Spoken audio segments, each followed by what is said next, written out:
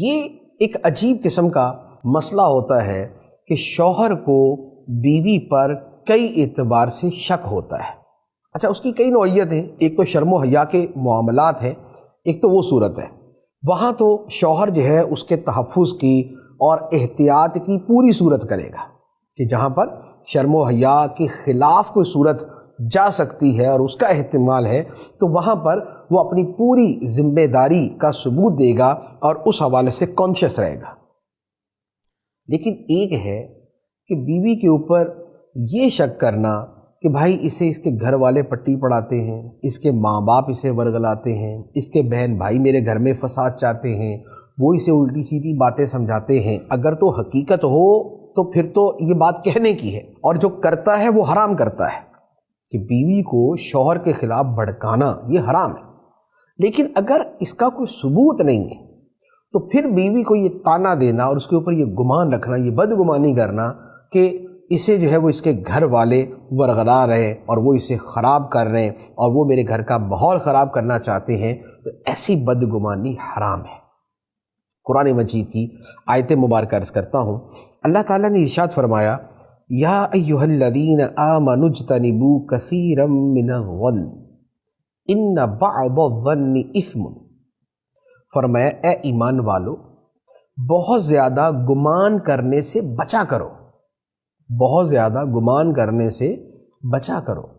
بے شک کچھ گمان گناہ ہوتے ہیں کہ جب بندہ اپنی دل و دماغ میں ایک مرتبہ بدگمانی بٹھا لیتا ہے تو ہوتا یہ ہے کہ پھر کچھ بھی ہوگا اس کا دماغ بدگمانی کی طرف جائے گا۔ بزرگان دین نے فرمایا ہے، فرمایا انما ینشأ الظن الخبیث من القلب الخبیث۔ فرمایا کہ یہ جو برے گمان ہوتے ہیں یہ برے دل سے نکلتے ہیں، یعنی کہ اصل پرابلم کیا ہے کہ دل خراب ہے، دل خبیث ہے، اس سے خبیث گمان نکلتا ہے۔ تو لہٰذا بدگمانیوں میں پڑنا نہیں چاہیے۔ بدگمانیوں جب بندہ پال لیتا ہے تو آپ یقین کریں کہ پھر وہی ہوتا ہے کہ بھی آٹا گوندتے ہلتی کیوں، پھر ہر شے میں کیڑے نکالنا یا کیڑے ڈالنا یہ بندے کی عادت بن جاتی ہے۔ ہر شے کے اندر اسے شک ہوتا ہے کہ یہ ایسا کیا تو پتہ نہیں اس لیے کیا ہوگا، یہ ویسا کیا تو پتہ نہیں اس لیے کیا ہوگا۔ تو یہ بدگمانیاں جو ہیں یہ خود انسان کے اپنے سکون کو تباہ کر دیتی ہے، یہ اس کی اپنی زندگی کو اجیرن بنا دیتی ہے، یہ اس کے اپنے ذہنی سکون کو برباد کر دیتی ہے۔ تو لہذا اس کا آسان طریقہ یہ ہے کہ بھئی آپ آخری حد تک حسن ظن سے کام لیں، آپ اچھا گمان رکھیں۔ آپ یہ نہ سمجھیں کہ کوئی شخص اپنی بیٹی کا گھر تباہ کرنا چاہتا ہے، یا کوئی بھائی اپنی بہن کا گھر تباہ کرنا چاہتا ہے، یا بہنیں اپنی دوسری بہن کا گھر تباہ کرنا چاہتی، ایسا نہیں ہوتا۔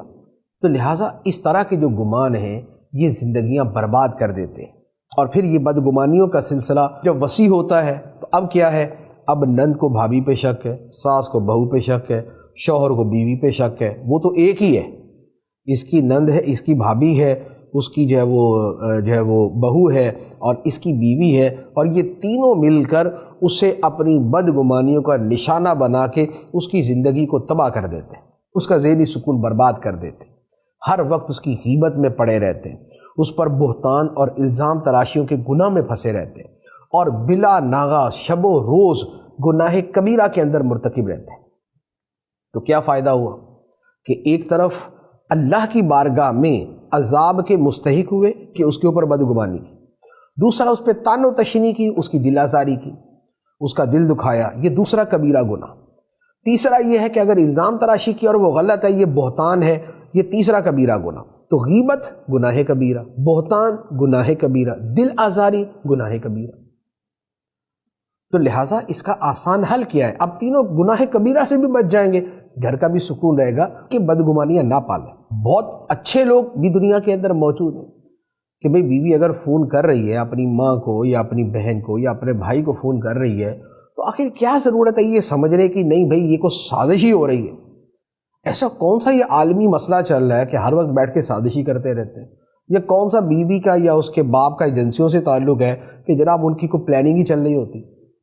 تو ایسا ہوتا نہیں، ہوتا یہ ہے کہ ہمارے اپنی سوچ کے اندر کہیں کجی ہوتی، ہمارے اپنی سوچ کے اندر کہیں پرابلم ہوتی، اور اس کا نتیجہ اپنا سکون کی بربادی، بیوی کے سکون کی بربادی اور گھروں کی تباہی ہوتی۔ تو اگر اپنا ذہن ہی صاف کر لیں اور ذہن کو پاکیزہ رکھیں اور صاف ستھرا رکھیں اور قلب خبیث سے اپنے آپ کو بچائیں اور ظن خبیث سے بھی خود کو دور رکھیں، تو آپ کا گھر بھی سنورا رہے گا، سدھرا رہے گا، آپ کی دنیا بھی بنے گی، آپ کی آخرت بھی بن جائے گی۔